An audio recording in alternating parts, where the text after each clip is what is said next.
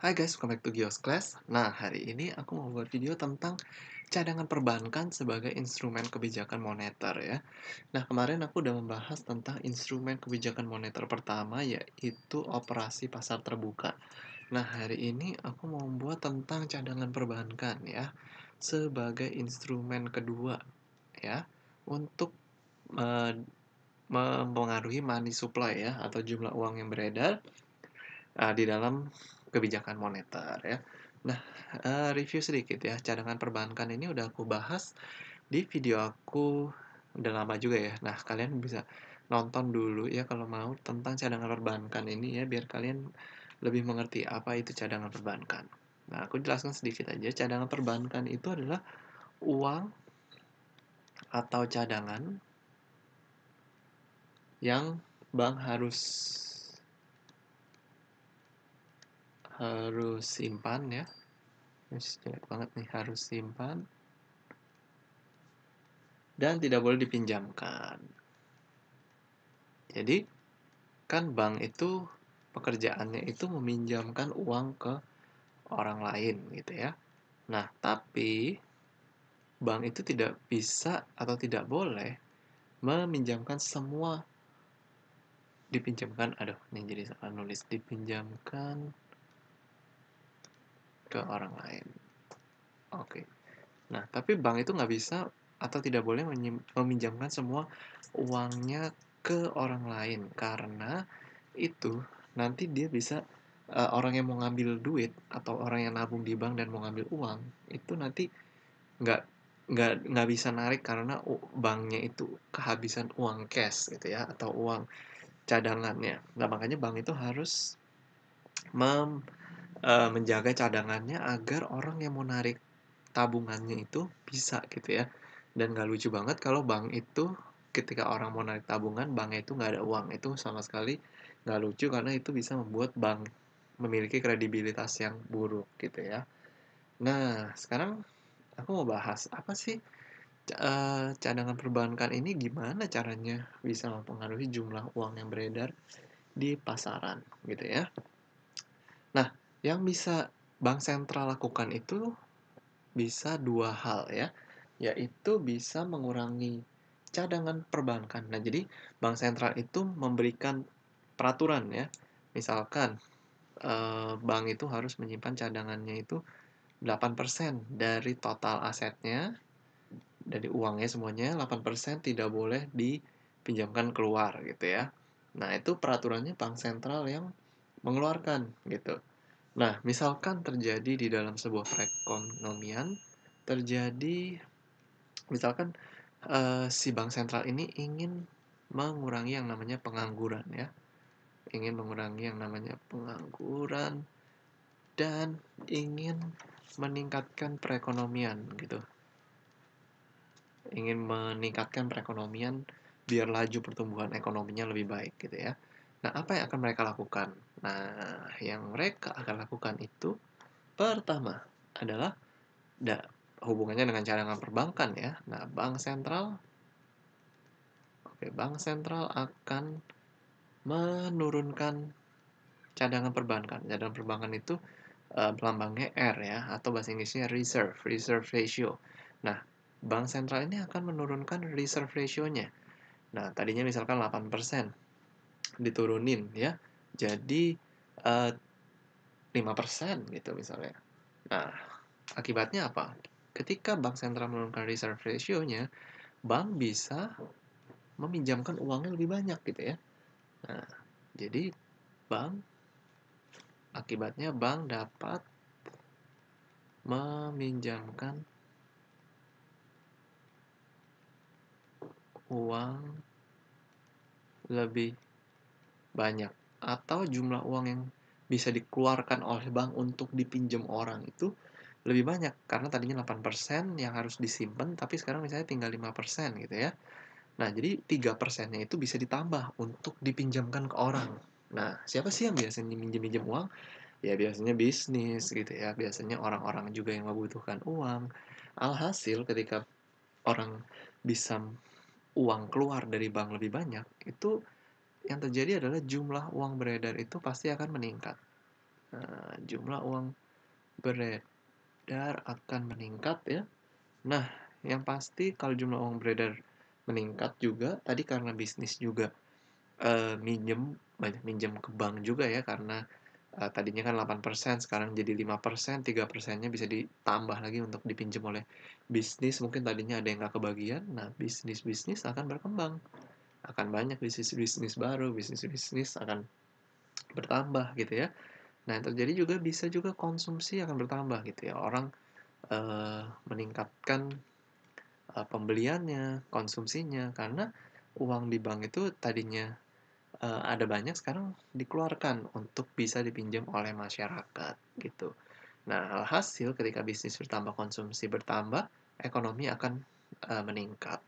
Nah, jadi aku namain ya, ketika bank sentral menurunkan reserve ratio atau cadangan perbankan, mereka ini lagi mau ngegas ekonominya gitu ya, ngegas ekonominya gitu, lagi mau digas, didorong laju pertumbuhan ekonominya. Nah, sekarang sebaliknya, jikalau mereka mau menurunkan yang namanya inflasi, biasanya kalau ekonominya udah digas, udah kencang nih jalannya, biasanya inflasi juga naik. Nah, ketika udah kencang nih, inflasi harus diturun, direm gitu ya. Kalau nggak nanti harga-harga barang naik, jadi susah lagi orang. Nah, sekarang inflasi naik, mau diturunin. Nah, apa yang dilakukan? Kebalikannya. Sekarang dia akan meningkatkan, bank sentral akan meningkatkan reserve ratio atau cadangan perbankannya. Tadinya 8% misalnya. Nah, tadinya 5% sih diturunin ya. Sekarang diekstrimin jadi 10% misalnya. Yang harus dicadangkan oleh bank gitu ya. Nah, akibatnya jumlah. Nah, jadi akibatnya apa? Bank akan mengurangi. Ya, bank akan mengurangi jumlah uang yang dipinjamkan. Jumlah uang yang dipinjamkan ke orang, gitu ya. Jadi kalau tadi jumlah uang yang dipinjamkan bertambah, sekarang berkurang karena ditambah gitu ya. Karena yang dicadangkan itu, yang bank harus cadangkan bukan 8% tapi jadi 10% misalnya gitu. Ya, ini tadi aku tulis aja deh. Misalkan ini jadi 5% ya. Kalau ini jadi 10% gitu cadangannya. Jadi uang yang di bank harus tinggal di bank itu bertambah gitu ya. Nah, lalu yang terjadi, bank akan mengurangi jumlah uang yang dipinjamkan. Nah, otomatis jumlah uang yang beredar di pasaran akan turun gitu ya. Karena uangnya banyak kesimpan di bank untuk dijadiin cadangan. Jumlah uang beredarnya turun. Nah, ini pasti akan mengurangi konsumsi. Orang akan turun gitu ya. Nah, terus apa? Ujung-ujungnya inflasi akan turun karena orang nggak beli barang, barang mungkin banyak yang nggak laku gitu ya. Ya, inflasinya jadi turun. Harga-harga barang keseluruhan akan turun gitu. Nah, itu ya. Jadi ini tadi ngegas. Nah, sekarang kalau yang ini adalah ngerem gitu. Kebalikannya. Tadi ngegas ekonomi, ini ngerem ekonomi gitu ya. Jadi kalau ngegas, bank sentral turunin reserve, ngerem, bank sentral naikin reserve gitu ya. Jumlah uang beredar naik, jumlah uang beredar turun. Nah, seperti itu. Oke, nah aku mau kasih gambaran aja sedikit nih ya. Kalau misalkan untuk cadangan, misalkan 10%, 20%, 25%, 30% gitu ya. Nah, misalkan jumlah uang yang ada di bank awalnya misalkan 20.000 dolar gitu ya. 20.000 dolar semuanya sama deh. 20.000 dolar, 20.000 dolar. Nah, sekarang cadangan yang cadangan dalam dolar, ini dalam persen ya. Jadi bank misalkan harus 10% nyimpan uangnya di bank. Maksudnya mencadangkan 10% dari yang ditabung orang di bank, 10%-nya itu harus dicadangkan. Jadi 10% kali 20.000 adalah 2.000.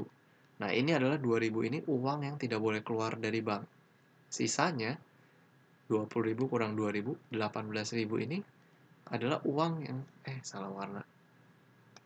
18.000 ini adalah uang yang boleh dipinjamkan ke orang lain. 18.000. Oke ya.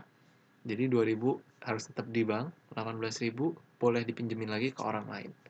Gitu ya. Nah, ini dikali-kali aja. Misalnya reserve-nya naik, cadangannya naik 20% kali 20.000, 4.000 ya. Langsung aku hitung aja 25% kali 20.000, 5.000. 30% kali 20.000, 6.000 ya. Oke. Nah, lalu untuk sisanya tinggal dikurang aja deposit kurang cadangannya 16.000, 15.000 dan 14.000 ya.